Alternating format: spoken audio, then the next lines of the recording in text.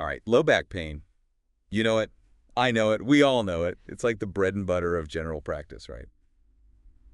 But today, we're not talking about your everyday run-of-the-mill back pain. Oh, We're diving deep into the chronic and subacute cases, the ones that just love to linger. You know what I mean? the ones that keep us on our toes. Exactly. The patients who are still struggling weeks, months, sometimes even years later. And for those cases, the old rest and see approach, yeah, that's just not going to cut it. We need to be way more proactive.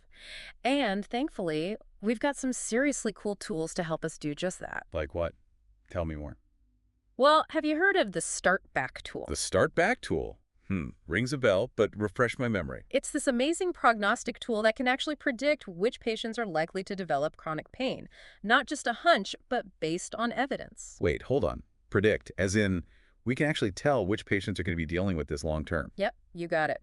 Studies show it can be up to 80% accurate, especially for those high-risk patients. Okay, that's pretty incredible. So we can literally identify those folks right off the bat and tailor their treatment plan accordingly. Exactly. Early intervention is key, and this tool helps us do just that. But before we get ahead of ourselves, let's make sure we're all on the same page. How are we defining acute, subacute, and chronic back pain these days? Oh, good point. It's easy to get those mixed up. So it all boils down to how long those symptoms have been sticking around. Anything less than 4 weeks, that's acute. Okay, makes sense. Then we have that in-between phase, the subacute, that tricky stage lasting from 4 to 12 weeks. Got it. So anything beyond 12 weeks, that's when we're officially in chronic territory, right? You're right on the money. Okay, so definitions are clear. Now, let's get back to this Start Back tool. It sounds like a game changer. How does it actually work? Well, it's actually a pretty simple 9-item questionnaire. 9 items. Sounds manageable. It dives into the patient's pain levels, how well they're functioning, and importantly, some key psychosocial factors. Oh, interesting. So it's not just about the physical stuff, it's looking at the whole picture. Exactly. And based on their answers, the tool categorizes them into those risk groups: low, medium, and high. What's really fascinating is that it considers things like fear avoidance, catastrophizing, and even their beliefs about their pain. I see. So it's recognizing that pain is this complex beast, not just a physical sensation. But how does knowing all this actually change what we do as GPs? Well, think about it. For those low-risk patients, a little reassurance and some advice on staying active might be all they need. But for those in the medium or high-risk categories, We got to step up our game. exactly, we might consider bringing in the big guns early on, things like cognitive behavioral therapy, CBT, or even multidisciplinary rehab.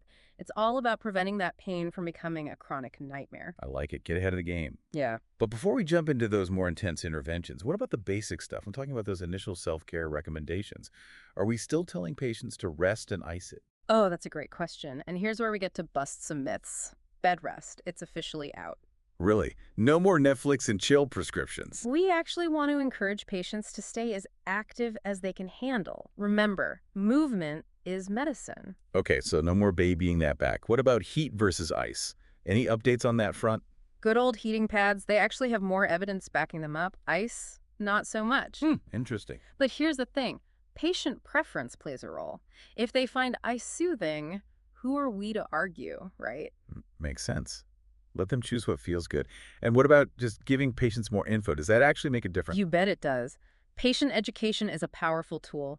Studies have shown that simply providing patients with clear explanations about their condition, some tips on how to manage things themselves, and resources for further learning, it can really move the needle. I love that. Knowledge is power. Absolutely. But let's be real, sometimes self-care isn't enough. Let's talk meds. What are our first-line weapons in the fight against back pain? Time for the pharmaceutical cavalry. When it comes to medications, we always want to start with the non-opioid options. Right. And in most cases, NSAIDs, those non-steroidal anti-inflammatory drugs, are our go-to guys. Ibuprofen, naproxen, the usual suspects. Yeah. But choosing the right NSA, that can get tricky sometimes, right? You hit the nail on the head. It's all about considering the individual patient. Do they have a history of, say, GI issues? We might want to go with a KOX2 inhibitor like celecoxib to minimize that risk. Ah, smart move. Or if they're at higher risk for cardiovascular events, naproxen might be the safer bet. So many factors to juggle. What if NSAIDs are a no-go or just not doing the trick? Well, in those cases, acetaminophen is a solid alternative, Oh. especially for patients who can't handle SAIDs.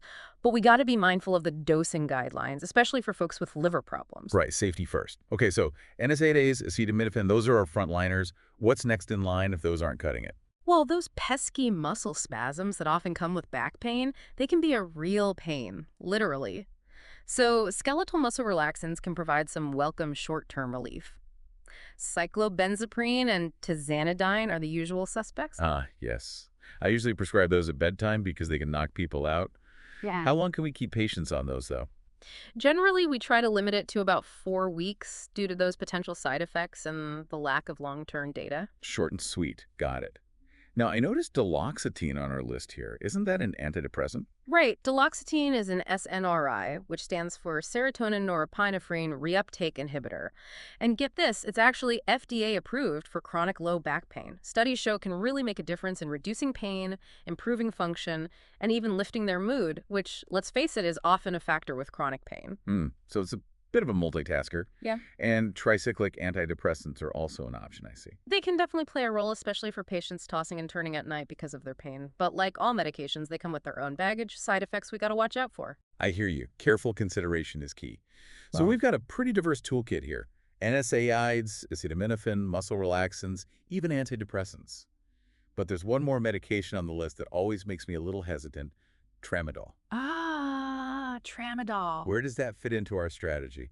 Tramadol is kind of a hybrid. Yeah. It's got both opioid and SNRI properties. Now, it can be effective for pain relief, but because of its potential for misuse and dependence, we tend to keep it in our back pocket for those patients who haven't responded to other options. Gotcha, the last resort. But you mentioned earlier that we should be emphasizing non-drug approaches, especially for higher risk patients. So let's dive into those a bit more. What are some of the heavy hitters in the non-pharmacological realm? One of the most powerful tools we have on our arsenal is cognitive behavioral therapy, CBT. It helps patients change how they think about and react to their pain. Okay, so it's like rewiring their brains a bit. In a way, yes. And the really cool thing is that studies have shown it can actually reduce pain intensity and improve function. It can be even more effective than just standard medical care. That's impressive. But let's be practical. How easy is it to actually integrate CBT into a busy GP practice? I know. Time is always a factor. But it doesn't always have to be intensive individual therapy. Group CBT sessions can be really effective for chronic back pain, and it's something we could potentially offer within our practices or refer out to specialized pain clinics. Right, thinking outside the box. What other non-drug approaches should we keep on our radar? Mindfulness-based stress reduction, or MBSR, is another fantastic option. It combines mindfulness meditation, some gentle stretching, and a bit of yoga. The goal is to help patients manage their stress and become more aware of their body's sensations. Sounds pretty zen. Is there actual evidence to back up its use for chronic back pain, though? You bet there is. Research has shown it can be just as effective as CBT in reducing pain and improving function. And it's especially helpful for patients who are dealing with a lot of stress and anxiety, which, let's be honest, is a pretty common scenario for folks with chronic pain. Makes sense. Address the mind, address the body. It's all connected. So we've got CBT and NBSR as our all-stars in the non-drug category. Now, what about those so-called passive therapies? I'm talking spinal manipulation, acupuncture, massage. Do those have a place in our management strategy? They can, especially in the short term. Think of them as adjuncts, maybe helping to get those active therapies working even better. Okay, so sort of like a bridge to those more sustainable solutions. Let's break down each one a bit more. First up, spinal manipulation. What's the evidence telling us these days? Spinal manipulation, usually done by chiropractors or osteopaths, can offer some short-term relief, especially for subacute and chronic back pain. It might help with pain and function, at least for a little while. But it's important to be aware of the potential risks, which are rare but still there, and also that we don't have a lot of data on its long-term effectiveness. Okay, so proceed with caution. What about acupuncture? I have so many patients who swear by it. Acupuncture is an interesting one. It's been shown to be more effective than usual care for low back pain, but some studies have found that sham acupuncture, where the needles are placed randomly or not even inserted at all, can have similar effects. Hold on, are you saying the needles might not even be the main ingredient? So is it all placebo? It's a bit of a head scratcher. It's probably more complicated than just placebo, but it does raise some questions. Regardless, if patients are open to trying it, it's a pretty safe option, and hey, If it helps, it helps. I guess it comes down to having an honest conversation with patients about the evidence and managing expectations. All right, last but not least, massage. Does that actually have any scientific backing? The evidence for massage is a bit more iffy, especially when it comes to long-term benefits, but a lot of patients find it really helpful for reducing pain and loosening up those tense muscles. Yeah, sometimes a little pampering can go a long way. Exactly. And even if the relief is temporary, who are we to deny them that? I'm all for it. It seems like the main message here is that we have a pretty wide range of options, both medications and non-drug approaches, and the best way to go is to really tailor the treatment to each patient's specific situation and what they're comfortable with. Absolutely. It's like being a detective, figuring out what's going on with each patient, what their needs and goals are, and then using all the tools at our disposal to help them find some relief and get back to living their lives. I love that analogy. But what about those really tough nuts to crack? The patients who just aren't responding to our initial efforts. What do we do then? That's where we move on to level 2 of our back pain battle plan. Ooh, sounds intriguing. And that's exactly what we'll be tackling the next part of our deep dive. So stay tuned for more back pain adventures. Welcome back to our deep dive into low back pain. Last time we talked about all the basics, how we define it, those handy self-care tips, and of course our trusty medications. The foundations. Exactly. But now it's time to roll up our sleeves and tackle those tougher cases, the patients who are still struggling to find relief. Right, because let's face it, not every back pain story has a simple solution. Sometimes those initial treatments just don't quite hit the mark. And that's where things can get a little, well, tricky. Tricky indeed. So where do we go from there? What are our options when plan A isn't working out as we hoped? Well, one avenue we can explore is revisiting those skeletal muscle relaxants we talked about earlier, like cyclobenzaprine and tizanidine. Ah, yes, those old friends. But didn't we say we typically use those for short-term relief, like up to 4 weeks? Right, we do. Mostly because of those pesky side effects, like the drowsiness and dizziness. That's why we often recommend taking them at bedtime, helps minimize those issues. Smart move. Keeps them from getting loopy during the day. But you said revisiting. Does that mean we might consider using them for longer than 4 weeks in some cases? You're picking up what I'm putting down. So here's the thing. While we don't have a ton of long-term studies, there's some emerging evidence suggesting that in certain situations, continuing these medications for a longer period might actually be beneficial, especially if it helps patients avoid going down the opioid route. Okay, I see. So it's about weighing the risks and benefits for each individual patient. If they're tolerating the medication well and it's making a real difference for their pain, we might consider extending it beyond that initial 4-week window. But of course, with careful monitoring. You got it. Close follow-up is key. We want to make sure the benefits are outweighing any potential risks and reassess whether they still need the medication. Safety first, always. All right, so let's say we've tried the skeletal muscle relaxants, both short-term and maybe even a bit longer, but we're still not seeing the results we'd like. What other arrows do we have in our quiver for these tougher cases? Well, in those situations, combination therapy can be a really powerful strategy. It's all about using different medications with different mechanisms of action to tackle pain from multiple angles, kind of like a pincer move. Oh, I like that analogy. Yeah. So instead of just relying on one medication to do all the heavy lifting, we're creating a more, well, synergistic effect. Exactly. And there are a few effective combinations we can consider. One common approach is combining an NSAID with duloxetine. We usually start duloxetine at a low dose and gradually increase it if needed, while carefully monitoring for any side effects, of course. Another option is adding a skeletal muscle relaxant to either NSAIDs or duloxetine. So, for example, a patient could be on naproxen for the pain and inflammation, and if those muscle spasms are really bothering them, we might add in some tizanidine. Precisely. Or we could start with duloxetine and add cyclobenzaprine later on if those spasms just won't quit. But the key here is close monitoring. Anytime we're using multiple medications, we got to be extra vigilant about potential interactions and side effects. It sounds like it requires a lot of fine-tuning and careful consideration. Now, we've talked a lot about non-opioid options, but I know opioids are still sometimes used for chronic back pain, especially in these more challenging cases. Can you shed some light on their current role in our management strategy? Opioids have definitely become a bit of a hot potato, and for good reason. Their use for chronic pain is under a lot of scrutiny these days, and rightfully so. Given the limited evidence for their long-term effectiveness and the significant risks associated with them, we really reserve them for very specific situations. So we're talking about patients with severe, persistent, disabling pain who haven't found relief from any other treatments. Those folks who are really struggling. Exactly. And even then, it's crucial to involve a specialist. Pain management specialists are the experts in navigating these complex cases and determining if opioid therapy is truly warranted. Right. It's definitely not a decision we take lightly. And if we do decide to go down that road, are there specific guidelines we should follow to make sure we're prescribing them responsibly? Absolutely. The CDC has put out comprehensive guidelines for prescribing opioids for chronic pain, and we should be adhering to them closely. This means starting with the lowest effective dose, prescribing for the shortest duration possible, and monitoring closely for both efficacy and any red flags. And of course, having those open and honest conversations with our patients about the risks of misuse, addiction, and overdose is paramount. Absolutely. Shared decision-making is so important. Patients need to be fully informed about both the potential benefits and the risks so they can make an educated choice about their treatment. No sugarcoating.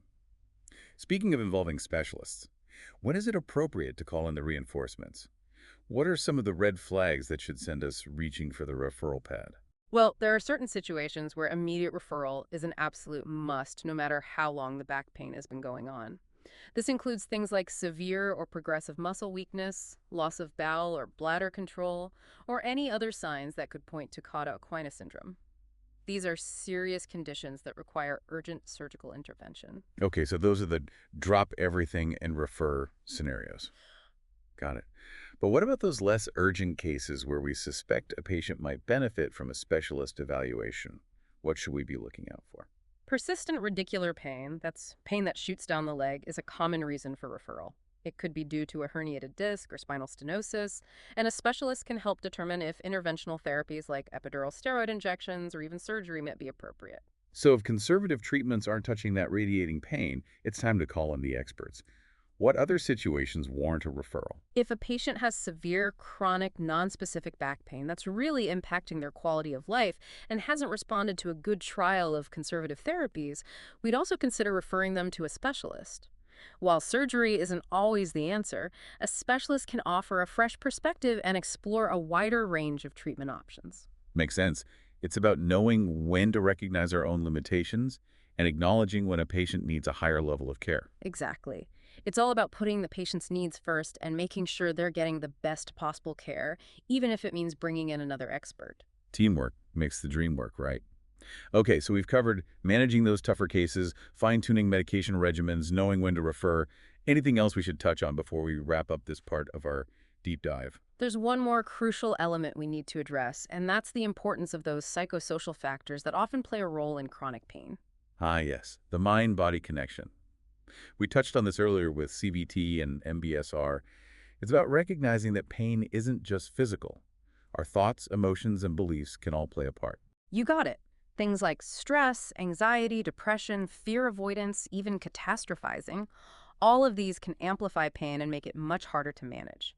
We need to be attuned to these issues and address them as part of our holistic approach. So it's about asking those open-ended questions, really listening to our patients, and acknowledging the emotional and psychological toll that chronic pain can take. Precisely. And if we uncover any significant psychosocial issues, a referral to a mental health professional might be in order. We're not alone in this fight against pain. We're part of a team. And working together with other healthcare professionals can often lead to the best outcomes for our patients. Love that. Teamwork makes the dream work, as they say. Yeah. Okay, so we've covered a lot of ground here. Managing those tough cases, fine-tuning medication strategies, understanding when to refer, and addressing the whole person, not just their physical symptoms. Anything else we should discuss before we move on to the final part of our deep dive? Yes, actually, there is. We need to equip our patients with the knowledge and skills to proactively manage their condition, especially in the long run. And we're back. For the final part of our deep dive into low back pain, we've talked about diagnosing it, treating it, even tackling those really stubborn cases. We've covered a lot. We have. But now, I think it's time to shift gears a bit. Instead of focusing on what we do as clinicians, let's talk about what our patients can do to manage their low back pain, especially when it becomes a long-term thing. I couldn't agree more.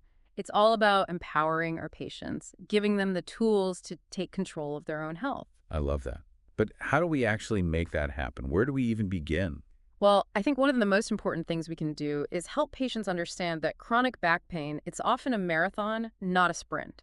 It's likely to have its ups and downs. So no quick fixes. Right. They might have periods where they're feeling pretty good, and then bam, a flare-up hits, and that's totally normal. It's all part of the process. Exactly. So we need to prepare them for that. Equip them with the tools and strategies to navigate those bumps in the road. And it starts with reinforcing those basic self-care practices we talked about earlier. You mean like staying active, watching their weight, getting enough sleep, managing stress, all that good stuff? All of that, those lifestyle modifications are crucial, but sometimes they get lost in the shuffle. But here's the thing. What happens when those flare-ups DO happen? What can we tell our patients to do in the moment to get that pain under control? Yeah, that's a good question.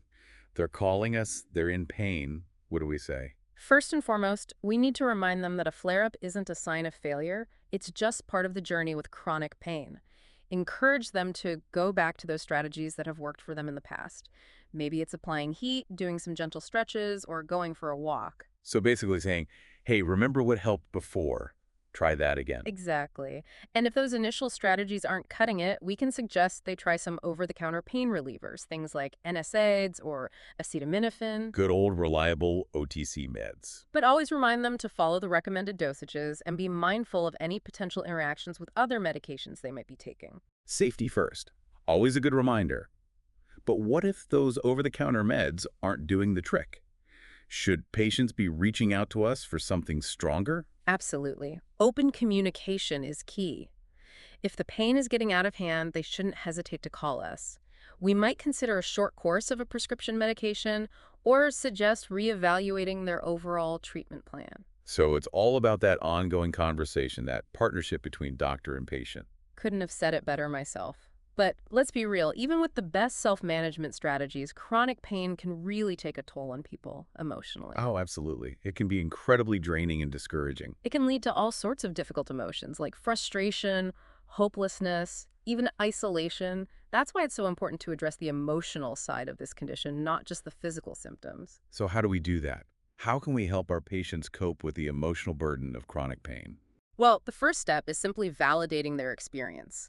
Let them know that their feelings are valid, that they're not alone in this. Encourage them to reach out for support, whether it's from loved ones, friends, or even a therapist who specializes in chronic pain. So creating that safe space for them to open up and talk about their struggle. Exactly. And we can also introduce them to some helpful tools like mindfulness techniques, relaxation exercises, or even joining a support group. Connecting with others who get it, that can be so powerful. It's all about giving them a sense of agency, some control over their experience, even when the pain itself feels overwhelming. But beyond these individual coping strategies, is there anything else we can do on a broader level to improve care for our patients with chronic back pain? You know, there is. We need to advocate for better access to those multidisciplinary pain management programs. These programs are fantastic because they bring together a whole team of specialists, doctors, physical therapists, psychologists, and others, all working together to provide comprehensive, individualized care. It's like a one-stop shop for pain management. Exactly, and studies have shown they can be really effective in reducing pain, improving function, and just overall helping patients live better lives. This has been such an insightful conversation. We've really covered the A to Z of back pain management. Any final pearls of wisdom you'd like to leave our listeners with? I think the biggest takeaway is that managing chronic back pain is a journey. It's not a one-and-done deal. It's about taking a patient-centered approach, truly listening to our patients, understanding what their needs and goals are, and then working together to create a plan that helps them take control of their health and live their best lives. Beautifully said. And to our listeners, remember, you're not alone in this. There's so much support available, so many resources to help you navigate the world of back pain management. Keep learning, keep asking questions, and keep striving to make a positive impact on your patients' lives. And never underestimate the power of compassion. Sometimes just knowing that someone understands and cares can make all the difference for a patient struggling with chronic pain. So true. Well, folks, that's a wrap on our deep dive into low back pain management. We hope you found this journey informative and empowering. Until next time, keep diving deep and keep those brains engaged.